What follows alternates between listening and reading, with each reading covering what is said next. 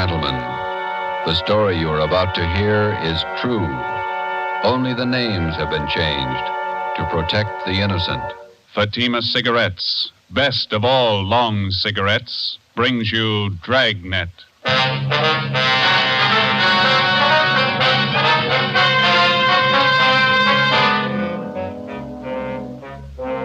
You're a detective sergeant.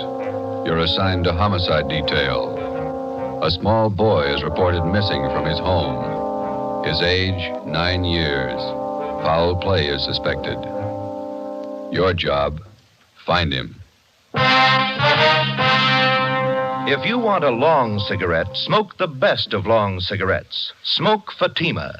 Fatima is the long cigarette which contains the finest Turkish and domestic tobaccos superbly blended to make Fatima extra mild. And that's why Fatima has a much different, much better flavor and aroma than any other long cigarette. That's why Fatima is doubling and redoubling its smokers. So, if you want a long cigarette, smoke the best of all long cigarettes. Smoke Fatima. Dragnet, the documented drama of an actual crime. For the next 30 minutes, in cooperation with the Los Angeles Police Department, you will travel step by step on the side of the law through an actual case from official police files. From beginning to end, from crime to punishment, Dragnet is the story of your police force in action. It was Thursday, December 22nd. It was cold in Los Angeles. We were working the night watch out of homicide. My partner's Ben Romero. The boss is Thad Brown, chief of detectives. My name's Friday. I was on the way into work, and it was 3:55 p.m. when I got to room 42. Homicide. Hi, Joe. Ben, what's doing? Oh, pretty quiet. How's your mother? Well, that cold's still hanging on. Bad cough. Doc says nothing serious. My kid's got the same thing. Must be some kind of a virus going around. Yeah. Is that a new suit you got on? Oh, yeah. Ma figured I needed one. Let me see. Oh, yeah, that's a nice shade of blue. Where'd you get it? Quincy's down in South Fig. Look okay? Turn around. Oh, yeah, that's a good fit. Did you get all the reports on the Webster case yet? Yeah, all taken care of. Let me get it.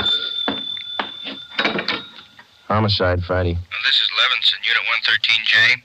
Got something for you. Yeah, Harry, what's doing? Doherty and I are out here on Collis Avenue, 4656. Trying to track down a 9-year-old boy. What's the story? Kid's missing, suspicion of foul play.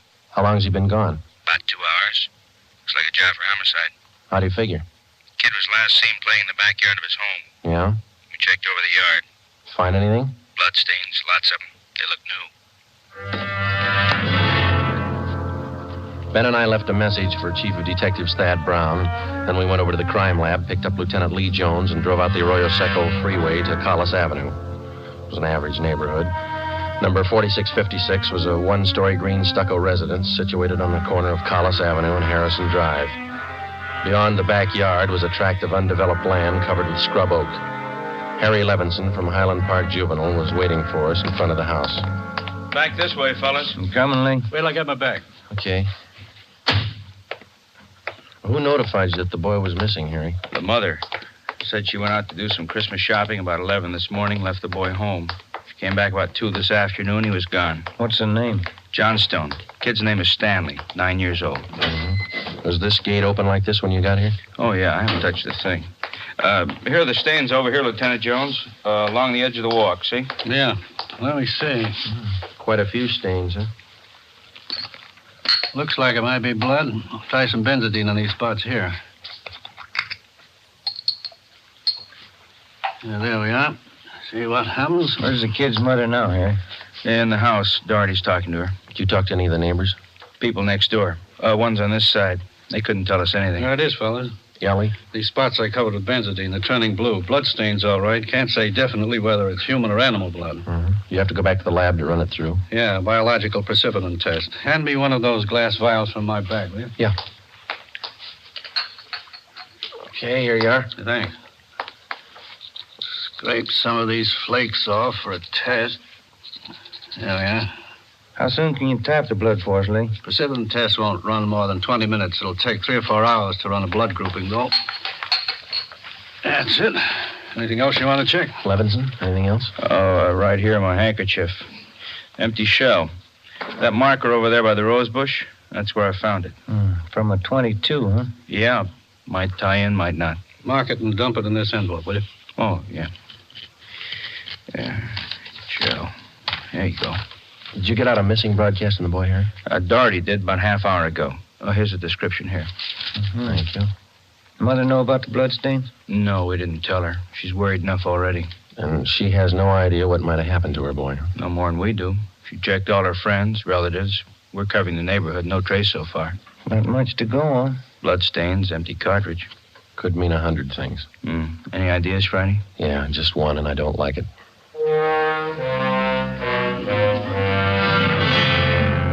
4:30 p.m., Thursday, December 22nd. The neighborhood search for 9-year-old Stanley Johnstone continued.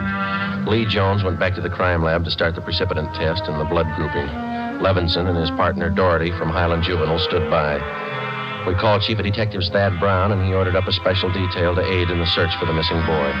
Ben and I questioned the boy's mother, Mrs. Ruth Johnstone, a woman in her early 40s. She seemed fairly calm under the circumstances. Miss Johnstone, is your boy Stan in the habit of wandering off without telling you where he's going? No, he's not in the habit of wandering off, but he has done it before. When was the last time, Miss Johnstone? You don't have any children, do you, Sergeant Friday? No, I'm not married. Well, there comes that time in every young boy's life when he feels that it's time to leave home, to go out on his own. Usually happens somewhere around 8 to 10. I think I know what you mean. I got a boy. Well, then you know how it is. My husband and I scolded Stanley one day after school, and he was quite put out about it. He thought George and I were unfair. Packed a few of his things and left. How long was he gone? Oh, no time at all, about 2 hours. I was worried about him, but my husband said to leave him alone. Said every boy had to go through that stage. Well, then you think he's run away from home again this time? Yes, I think so. He's been gone about 4 hours now, and I have a funny feeling about it. Did you and his father have some misunderstanding with the boy recently? Well, that's just it. We haven't. I don't mind telling you now that we're talking about it. I am getting worried. Any place around that he might like to visit? Hobby shop, playground, where he might be? Yeah, there's Jensen's model shop and little Shanna Burroughs, but I've already called them, and he hasn't been seen all day. I called all his friends. They have no idea where he is either. We'd like a list of all his friends and the places that he was known to frequent. Oh, yeah? All right, I'll give them to you. Where do you suppose he is? Where's your husband now, Miss Johnstone? Oh, he's at work. George works for the city. He's a fireman. What house is he stationed at? Engine Company 12. He's working the A platoon. He'll be home tomorrow morning. I haven't told him that Stanley's gone. Was there any chance that the boy might be down at the firehouse with his father? No. No, he seldom goes down there anymore.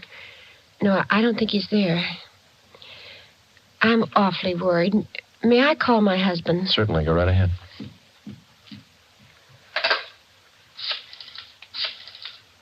I know George will be worried.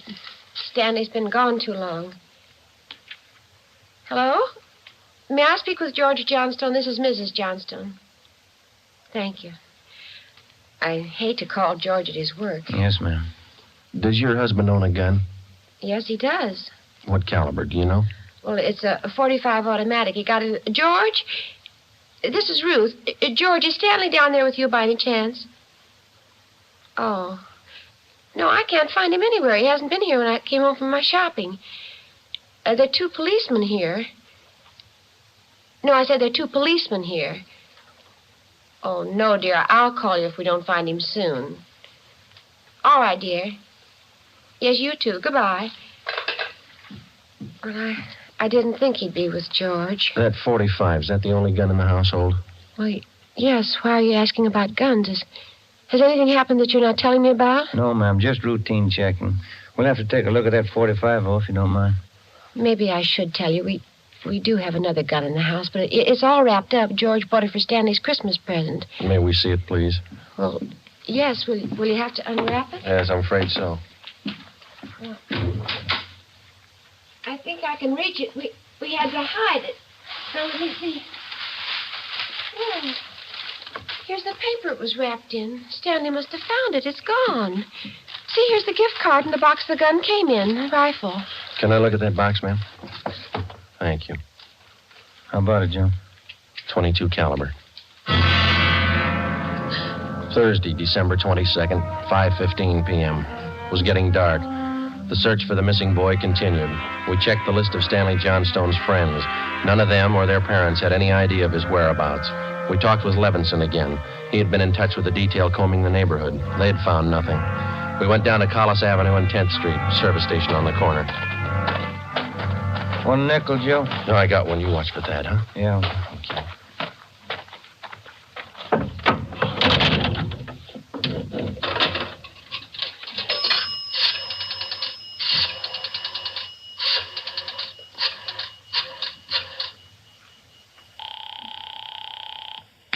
City Hall. 2667, please. 2667. Crime Lab, Jones. Hi, Lee. Joe Friday. Yeah, Joe. Any sign of the Johnson kid? No, not yet. How are you coming? Finished the precipitin test. It's human blood. Yeah? Working with a blood group now. Do you know what type the Johnson boy has? Well, we didn't want to upset his mother. I thought we'd wait till the last thing. We're still in the neighborhood. Check with the family physician. That way you won't disturb him. Yeah, we figured on that. Oh, just a minute, Lee. Yeah, Ben. Boss just pulled up. Okay. Thad Brown's out here now. I'll check you later, Lee, huh? Yeah, right, Joe. All right, goodbye.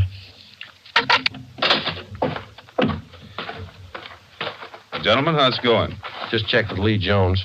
Yeah, I know. It's human blood. What do you think? We talked with the boy's mother, Mrs. Johnstone. Found a gun missing. Yeah. Caliber's the same as the empty casing that Levinson found. 22. You said the gun was missing. Yeah, the Johnstones were going to give it to the boy as a Christmas present. They had it hidden, but it's gone now. Any idea who took it? Well, they left the Christmas wrapping behind. I think it was the kid. 22 rifle, huh? 9-year-old boy. When are they going to learn? First, it's carbide cannons on the 4th of July. The city issued ordinance after ordinance, but a few thousand kids around the country had to lose their eyes, fingers, hands before the parents gives us their full cooperation to outlaw them. I know what you mean. Sure you do.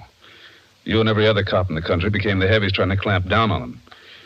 It's always the same story. This time it's guns for Christmas. I know what you're thinking, but we're not sure yet. Listen, Friday, there's a city ordinance against giving a gun to a kid. You know that? Yes, I know that. There's a missing boy and a missing gun.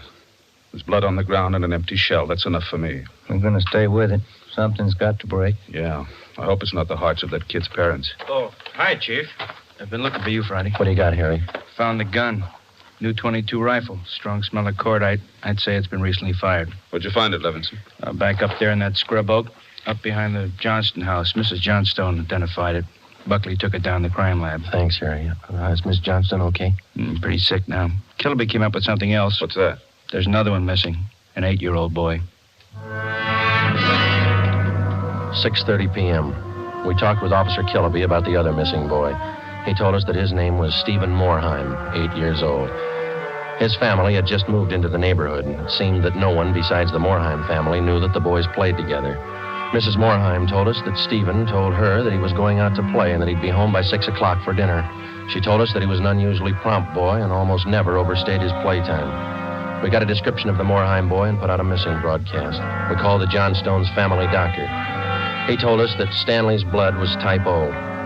At 7 p.m., we talked again with Mrs. John Moorheim. Are you sure Mrs. Johnstone doesn't know where the boys are? She has no idea, Miss Moorheim. This is terrible. It's just awful. I feel there's more to this thing. Something you're not telling me. Well, there's no use to upset you until we know a few things for sure. And you are holding back something. Now, please try not to worry, Miss Moorheim. There are certain questions we'll have to ask, routine questions in any kind of investigation. Is there anything else you want to know? Yes, ma'am. What is your boy's blood type? That's a funny question. Do you think anything's happened to him? Have you found him and you're not telling me? No, ma'am, we haven't found him. We don't think anything's happened to him. His blood type. Yes, ma'am. I think I have it written down in Stevie's baby book. Yes, here it is. It's type O. Thank you. Wonder if I might use your phone, please? Yes, of course. It's in the hall. Be right back, Ben. Yeah, okay.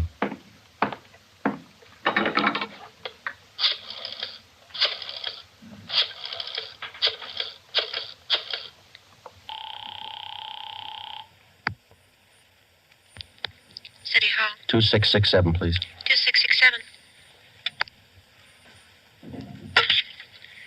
Crime Lab, Pinker. Hello, Ray. This is Friday. Lee there? Just a minute, Joe. Take 2, Lee. John speaking. Checking back, Lee. Did you get the blood types on the 2 missing boys? Yeah, both boys type O. So were the stains, Joe. Type O.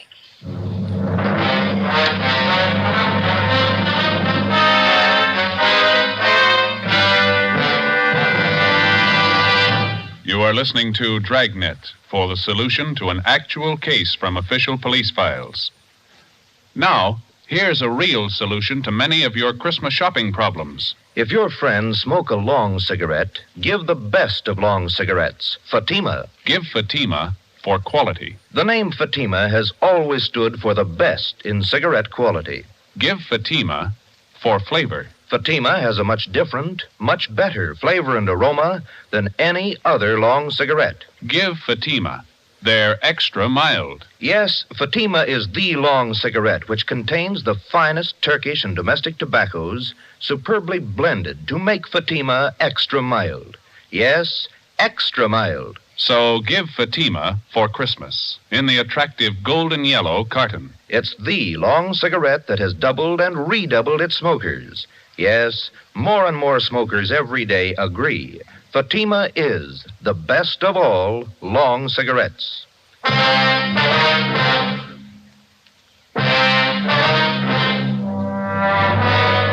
8 p.m., Thursday, December 22nd. Still no sign of either of the missing boys. Chief of Detectives Thad Brown went back to headquarters to direct the search from there. He dispatched another detail of 50 men to aid in the hunt for the missing youngsters. 8:30 p.m. It was getting colder. The citrus growers were warned to expect a freeze. We went up the block to see Mrs. Johnstone. Her husband had quit work early and returned home. We talked with him. He could tell us nothing more than we already knew. We still had not informed either of the families about the bloodstains and the empty cartridge casing which had been discovered in the backyard of the Johnstone home. It was more than possible that they had a right to know about our findings, but Ben and I felt that there was no cause to add to the distress of the two families at this time. If the two missing boys were found alive and well, then the bloodstains in the cartridge case would be of no concern to the relieved parents. At 8:40 p.m., Ben and I left the Johnstone house and went to the home of Mr. and Mrs. John Moorheim. Miss Moorheim, you said your husband worked at a market? Yes. He telephoned about 15 minutes ago and said he was closing up right away. He'll be here any minute. I do wish Stevie would call or come home. It's so cold out tonight. All he had on was a thin cotton jacket. Please try not to worry. We're doing everything we can. He's going to be all right. Stevie's father's such a sensitive man. He and the boy are so close. I know he's terribly upset. No, you're sure there's no place you might have forgotten? Someplace where the boy might be? No place. No. If anything happened to the boy, it'll just kill Joe. No. You sit still. I'll get it, Miss Moorheim. Joe, Hi, Harry. the Johnstone kid, he's been found.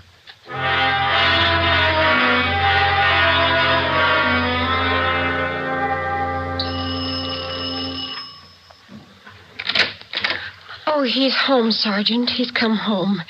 Thank God he's all right. Where's he been? Did he tell you? No, he didn't. His clothes were all dirty, and he's acting strange. I've never seen him like this. How do you mean, Miss Johnson? Well, he just came in the front door and said, "Hello, Mom," and then he sat down in a chair and stared at the floor. He won't talk to his father or me. Do you mind if I talk to him? No, go ahead. I asked him about the little Moorheim boy, and he wouldn't tell me a thing. Where is he now? In the living room. Looks all right. Yes. Son, this is a police officer. He wants to talk to you.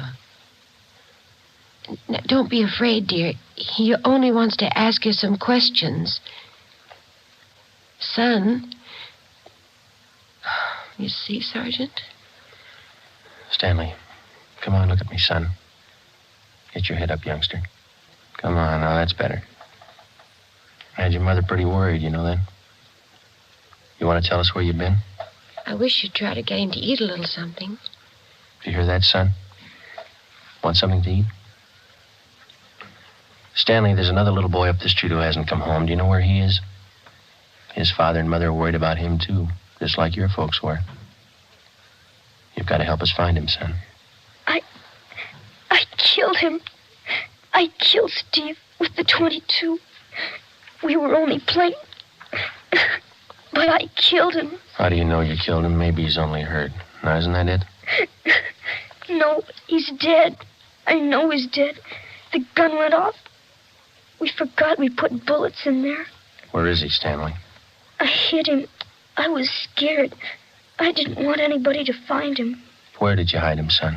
In a cave up on the hill. I didn't mean it. It was my pal. Do you want to show us where, son? Yes, I'll show you. Please don't send me to jail. 9:15 p.m., Thursday, December 22nd. 9-year-old Stanley Johnstone led the way up the hill behind the backyard of his home. He showed us the wagon he moved the body in. His father came along with us. About 50 feet from the crest of the hill, the boy pointed to a thicket of scrub oak. There we found a small cave holding the body of Stephen Morheim. There was a single bullet wound in his chest just below his heart. He was dead. We covered the body. Stanley, how did it happen? I knew my folks were going to give me the gun for Christmas. I knew where it was, and I got it. There was a box of bullets with it. Were you pointing the gun at Stephen? No, sir. No, sir, I wasn't. It was Steve's turn to play with it. I was chasing him. He tripped over the stump there in our backyard and fell. The gun hit him in the stomach, and it went off. Why do you think you killed him if you're telling us the truth? I'm telling the truth, honest. That's the truth. All right, I believe you, son, but why do you think you killed him? It was my gun. Steve would still be alive if I didn't go and get it. I should have waited till Christmas. It's all my fault. Where have you been all this time?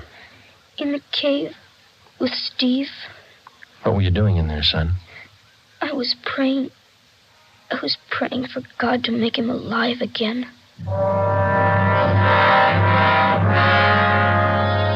After a thorough investigation, Ben and I were convinced that the shooting of Stephen Morheim was accidental.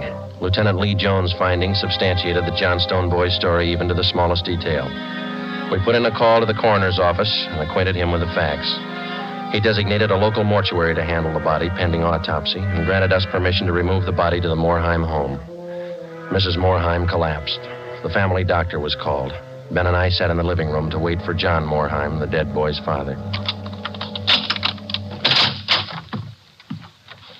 Edith! Edith! Mr. Morheim? Yes. You the police? Yes, sir. Where's Edith? Where's my wife? Has my boy come home? Have you found him? Yes, sir. Oh, where is he? Steve! Stevie! Where's Steve? He's hurt, isn't he? Yes, sir. Oh, where is he? I want to see him. He's hurt bad, Mr. Morheim. Oh, where is he? I want to see him. He's in his room. How bad? Pretty bad. He's dead. All right, if I go in? If you want to. Will you go with me? Sure. Don't make it any harder on yourself, Mr. Morheim. I want to see my boy. Stevie. Mr. Morheim. Stevie.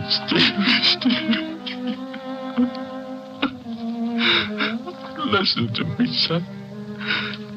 We've got you a lot of nice things for Christmas. Everything you wanted. I got you the 3 new cars for the train. The one with the searchlight is really works.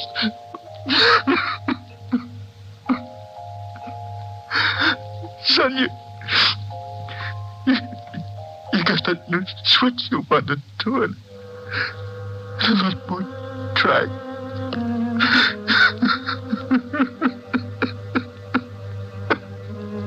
Oh, Steve. No, you can have a big layout. You know that new baseball mitt you saw? Well, I got it for you. Steve.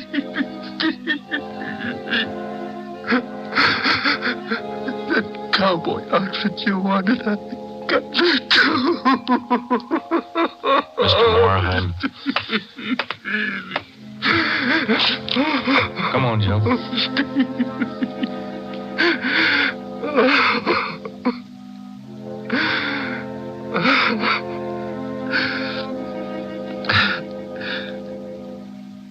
What happened? accident. He was playing with Johnstone boy up the street. Playing with a gun. It went off. What was the other boy's name? Stanley Johnston. It was an accident. Morheim, where are you going? I want to see that boy. We had no idea what the dead boy's father had in mind. We didn't feel that we should try to restrain him. We went along with him up the street to the Johnstone home.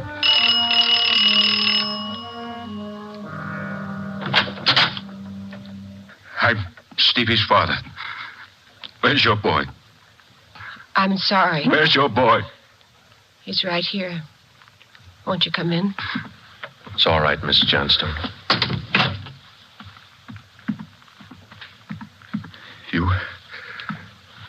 You're the boy that was with Stevie? Yes, sir. What's your name? Stanley. Stanley. I know it wasn't your fault, Stanley. I wonder if you'd do something for me. Yes, sir.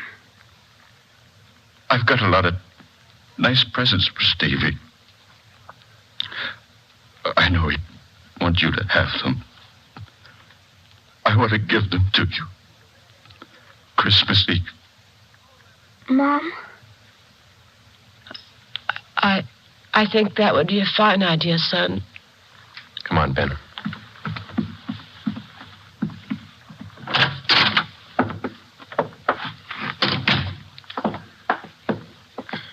Well, what does it all prove, Joe?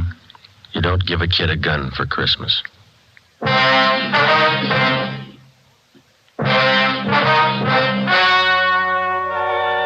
The story you have just heard was true.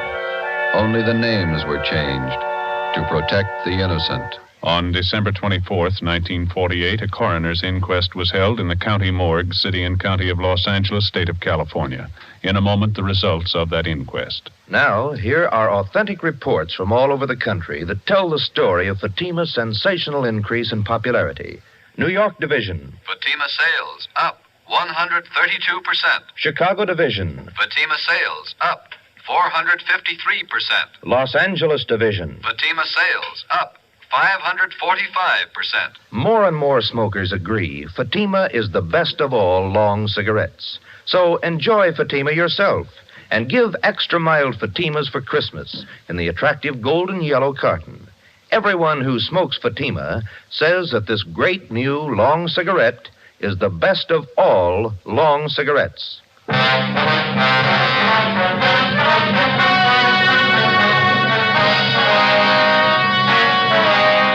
At the coroner's inquest, it was officially recorded that Stephen Morheim's death was the result of an accident. Stanley Johnstone, age 9, was absolved of any legal responsibility for his friend's death.